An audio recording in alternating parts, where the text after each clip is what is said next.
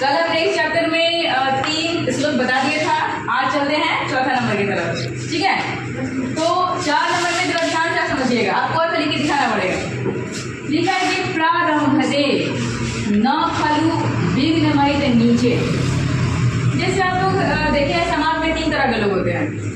पहले लोग ऐसे होते हैं जो कि काम स्टार्ट ही नहीं करते हैं डर के मारे। मान लो स्टार्ट करेंगे हमारा चलेगा कि नहीं चलेगा, पहले आदमी होते हैं। दूसरे आदमी वो होते हैं जो काम तो स्टार्ट करते हैं लेकिन बीच में अगर घाटा हो जाता है या फिर कोई दिक्कत है तो बंद कर देते हैं, फिर सोचते नहीं हमारा से नहीं हो पाएगा। तीसरे आदमी ये होते हैं जो काम तो स्टार्ट करते हैं लेकिन बार बार दिक्कत आने के बाद वो काम बंद नहीं करते हैं, चालू रखते हैं, ठीक है। तो वही 3 आदमी के बारे में हमें इसमें पढ़ना है। लिखा है कि प्रारंभते न खलु विघ्न भय नीचे। इतना का मतलब ये है कि वैसा व्यक्ति जो काम चलने के न डर की वजह से, मतलब कि काम चलेगा कि नहीं चलेगा इस डर की वजह से अपना काम शुरू ही नहीं करते हैं, वैसे व्यक्ति को नीच व्यक्ति कहा जाता है। क्या कहा जाता है? नीच व्यक्ति। खाना don't be smart, look at the word, ठीक है। ध्यान सुनिए, वैसे व्यक्ति जो काम न चलने के डर की वजह से, ठीक है, सक्सेस न होने के डर की वजह से स्टार्ट ही नहीं करते हैं, शुरू ही नहीं करते हैं, वैसे व्यक्ति को नीच व्यक्ति कहा जाता है। क्या कहा जाता है? नीच व्यक्ति। मतलब सबसे निचला स्तर का वो काम नीच, ठीक है, सबसे निचला लेवल। जो शुरू ही नहीं कर रहा है उसके काम होगा कहाँ से, पहले ही डरा रहा है। दूसरा, प्रारंभ विघ्न विहिता वीरमंती मध्य। वैसे व्यक्ति जो काम शुरू तो करते हैं लेकिन बीच में दिक्कत आ जाने की वजह से, घाटा हो जाने की वजह से वो अपना काम बंद कर देते हैं। वैसे व्यक्ति को मध्यम स्तर का व्यक्ति कहा जाता है, माने बीच वाला व्यक्ति कहा जाता है, मध्यम स्तर, ठीक है, मध्यम स्तर का। विघ्न पुनरअपि प्रारब्ध मजना परित्याजन्ति। इसका मतलब ये है कि वैसे व्यक्ति जो काम तो शुरू करते हैं और बार तकलीफें आने के बाद भी, बार दिक्कत आने के बाद भी वो अपना काम बंद नहीं करते हैं, अपना काम में लगे रहते हैं और तब जाके उनका प्रोग्रेस होता है। वैसे व्यक्ति को उत्तम स्तर का व्यक्ति कहा जाता है। बात समझ में आया? हो जाएगा? फिर से बता दें, फिर से बता दें। देखो, जो व्यक्ति काम डर की वजह से शुरू ही नहीं करते हैं कि काम बढ़ेगा कि नहीं बढ़ेगा, वैसे व्यक्ति को सबसे निचला स्तर का व्यक्ति कहा जाता है। जो व्यक्ति काम तो शुरू करते हैं लेकिन बीच में बाधा आ जाने के बाद काम बंद कर देते हैं, वैसे व्यक्ति को बीच स्तर का व्यक्ति कहा जाता है। जो व्यक्ति काम तो शुरू करते हैं लेकिन बार बाधा आने के बाद भी वो काम बंद नहीं करते हैं, लगे रहते हैं, वैसे व्यक्ति को उत्तम पुरुष का व्यक्ति कहा जाता है, ठीक है। ये वाला समझिए, थोड़ा वाला हार्ड है, ठीक है। ये एकदम मतलब याद करने वाला नहीं, आपको थोड़ा सा समझना पड़ेगा। कैमरा देखिए, लिखा हुआ है काल से ना सुनोगे, नीति निपुणा। नीति निपुण कहने का मतलब होता है, नीति मतलब होता है नियम कानून और निपुण मतलब होता है एक्सपर्ट, ठीक है। मतलब जो नियम कानून में एक्सपर्ट है, जो चीजें जानता है, वो गलत काम नहीं करेगा क्योंकि उसे पता है कि ये करने से सजा मिलता है, ठीक है। लिखा है कि नीति निपुणा यदि व अस्तुवन्तु। जो नीति में निपुण होते हैं वैसे लोगों को अपने शिकायत या अस्तुवन्तु मतलब स्तुति, अपने प्रशंसा यानी बड़ाई से कोई मतलब नहीं होता। मैंने क्या बोला कि जो व्यक्ति नीति निपुण मतलब पढ़े लिखे जो ज्ञानी है, ठीक है। बहुत सारे लोग ऐसे होते हैं कि वो शिकायत सुनने में टेंशन में हो जाएंगे, मैं शिकायत कैसे कर दिया, ठीक है। जो पढ़े लिखे लोग हैं वो उनको इसे चीजें कोई मायने लगता है, जिसको जो बोला है बोलते रहो, अगर अच्छे होंगे तो जो बोलेंगे ही, ठीक है। लिखा है कि जो व्यक्ति नीति में निपुण होते हैं उनको अपने निंदा से, अपनी शिकायत से या फिर अपनी प्रशंसा से कोई फर्क नहीं पड़ता। इतना ठीक है। आगे देखिए, समाविष्टु गच्छतु वा यथेष्टम। गच्छतु मतलब होता है कि जाता है, ठीक है। लिखा हुआ है कि उसके पास पैसा आए या फिर पैसा जाए, उससे भी उसको कोई फर्क नहीं पड़ता है। अब इसका मतलब समझिए, पैसा आने से मतलब क्या है।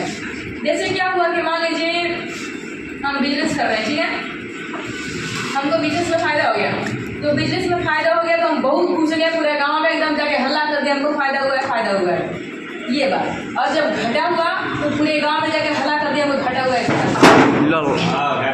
हल्ला करते हैं। अगर फायदा होने पर हल्ला करेगा, घाटा होने पर हल्ला करेगा, तो इसका मतलब ये है कि वो पढ़ा लिखा नहीं है। अगर पास में पैसा हो तो चिल्ला चिल्ला बताना नहीं चाहिए, ठीक है। अगर घाटा हो तो भी चिल्ला चिल्ला बताना नहीं चाहिए, क्योंकि जो आपका तकलीफ है वो कोई और दूर नहीं करेगा, ठीक है। आपके पास अगर कोई तकलीफ है, आपके पास अगर कोई दर्द है, किसी और को हम सुनाते हैं चिल्ला चिल्ला के, तो क्या अगर दूर कर देगा? क्या नहीं करेगा, वो मजाक उड़ाएगा आपका। यहाँ पे लिखा हुआ है कि जो व्यक्ति नीति में निपुण होते हैं वो उनके अपनी मतलब शिकायत से, अपनी प्रशंसा से कोई फर्क नहीं पड़ता है। नीचे हमने बताया उनके पास लक्ष्मी आए या जाए उससे उनको कोई फर्क नहीं पड़ता। नीचे क्या लिखा हुआ है? अध्याय या मरणमस्तु युगांतरे, उसकी मृत्यु आज हो या कुछ दिन के बाद हो, इससे भी उसको कोई फर्क नहीं पड़ता है। जैसे बहुत सारे लोगों को आप देखे होंगे कि देखो अभी हम लोग कितना आराम से हैं, अभी हमको अपनी मृत्यु के बारे में कोई टेंशन नहीं है, कहिया मरेंगे नहीं मरेंगे। लेकिन किसी को अगर पता चल जाता है कि हमें सिर्फ 6 महीना जीना है, हमें सिर्फ 1 महीना जीना है, बेचारा टेंशन में 10 दिन पहले ही मर जाएगा, सोच कि हम 1 महीने बाद मर जाएंगे, ये चीज़ें हो जाती है। जब हमें चीज़ें नहीं पता है तो हम आराम से एंजॉय कर रहे हैं, सारा लाइफ एकदम आराम से बिता रहे हैं, लेकिन पता चल जाने के बाद टेंशन हो जाता है, ठीक है। तो लिखा हुआ है कि जो व्यक्ति मतलब जिसको मृत्यु आज हो या फिर कुछ दिन के बाद हो, इस बात से कोई फर्क नहीं पड़ता है। न्याय पर प्रविचलती पदम न धीरा, वो अपने पद से, वो अपने रास्ते से कहीं विचलित नहीं होते। इसे बताएगा एक बार सिर्फ क्लास बता दीजिए। हमने कहा कि जो व्यक्ति नीति में निपुण होते हैं उनको अपनी शिकायत से, अपनी प्रशंसा से कोई फर्क नहीं पड़ता है। लक्ष्मी आए या फिर जाए कोई फर्क नहीं पड़ता है। मृत्यु आज हो या फिर कल हो, उनसे भी कोई फर्क नहीं पड़ता है। वैसे आदमी अपने पथ से विचलित नहीं होते हैं, हमेशा अपने काम पर लगे रहते हैं। समझ में आया? इसको लिख लीजिए। अगर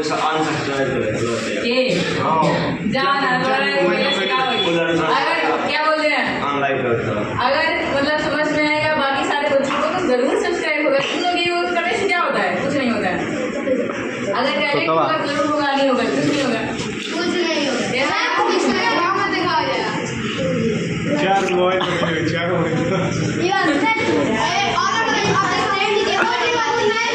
ये जो सोच गया है ना वो बहुत ज्यादा इम्पोर्टेंट है हमारे लाइफ। लोग क्या कहते हैं कि जो बड़े हैं उनका मतलब कि रेस्पेक्ट करो और इज्जत दो, ठीक है, मतलब इज्जत कोई बात नहीं है। कोई ऐसे भी लोग होते हैं जो छोटे होने के बाद उन्हें रिस्पेक्ट देना पड़ता है। जैसे एक बात बताइए कि मान लीजिए कोई 21 साल का लड़का है, ठीक है, 21 साल का मान लड़का लड़की कुछ भी है, वो बढ़िया पोस्ट पे काम कर रहा है, और कोई मान लीजिए बुजुर्ग आदमी है जो उसी निचला पोस्ट पे काम कर रहा है। तो बताओ कि जो बुजुर्ग आदमी है वो उसको सर बोलेगा कि नहीं बोलेगा? बोलेगा। रेस्पेक्ट करेगा कि नहीं करेगा? तो बताओ कि यहाँ पे उम्र मायने रख रहा है कि काबिलियत? काबिलियत मायने रख रहा है, ठीक है। तो हर टाइम में काबिलियत ही मायने रखता है।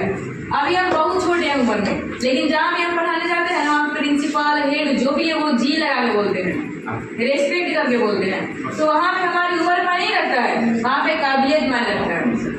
हम कहीं भी अगर पढ़ाने के लिए जाए तो हमसे बड़े बड़े बच्चे पढ़ते हैं, ठीक है, हमारे आगे हम तो लोग कुछ नहीं, एकदम बड़े बड़े का पढ़ता है, ठीक है। तो कहने का मतलब ये है कि उम्र कद पर्सनैलिटी ये मायने नहीं रखता है, आपकी काबिलियत मायने रखती है, ठीक है। अगर आपकी काबिलियत है तो बड़े बड़े लोग भी आपका रेस्पेक्ट करेंगे, नहीं तो बड़े होने के बाद भी कोई आपका रेस्पेक्ट नहीं करेगा। देखिए लिखा है कि सिंह 6 नंबर है ना, शिशु रवि जीपति, शेर का छोटा बच्चा, ठीक है। ऑनलाइन में पढ़ाई हो सकती है। मधुमलिन कपोल माने होता है गाल, क्या होता है? कपोल माने गाल। अगर किसी को बोलना भी हो और मार भी नहीं खाना हो तो बोल सकते हैं तुम्हारा कपोल बहुत सुंदर है, ठीक है। अगर सीधा बोले तो मार खा जाएंगे, इसलिए क्या बोल सकते हैं? कपोल। मान लो ऐसे किसी जगह बोले तुम्हारा गाल बहुत सुंदर है तो मार खा लेंगे ना, तो ऐसा बोले जो हम बात भी बोल रहे हो फिर अगला को समझ में भी ना आए, बोले तुम्हारा कपोल बहुत सुंदर है, हम बोल देंगे ना, हमारा भाई बात हो गया। तो लिखा है गजेशु मतलब होता है हाथी, बहुत सारे हाथी, ठीक है। लिखा है कि शेर का छोटा सा बच्चा भी मदमस्त हाथी के शरीर पर कूद फान करने लगता है। शेर का छोटा, अभी हमने क्या बोला? शेर का छोटा बच्चा भी मदमस्त हाथियों के शरीर पर ठीक है। मदमस्त मतलब सोए हुए या फिर आराम से लेके हुए हाथियों के शरीर पे। प्रकृतियम सत्वता न खलु वय तेजस हेतु, इसलिए कहा जाता है कि बलवानों के लिए ठीक है, काबिलियत के लिए उम्र मायने नहीं रखता है। ठीक से बताया? ठीक है। शेर का छोटा सा बच्चा भी मदमस्त हाथियों के शरीर पे कूदने लगता है, इसलिए कहा जाता है कि बलवानों के लिए या फिर काबिलियत के लिए कोई उम्र मायने नहीं रखता है। जो शेर का छोटा सा बच्चा, उसके अंदर ये है कि हम जंगल के राजा के बेटे हैं। हालांकि बढ़िया नहीं होता है, छोटा बच्चा क्या बढ़िया होगा हाथी से, लेकिन उसके अंदर ये कॉन्फिडेंस है कि हम शेर मतलब कि राजा के बच्चे हैं, इसलिए उसके अंदर डर नहीं होता है और वो हाथियों के शरीर पर कूद पड़ता है। ये सारी चीजें लिखी है। ठीक है।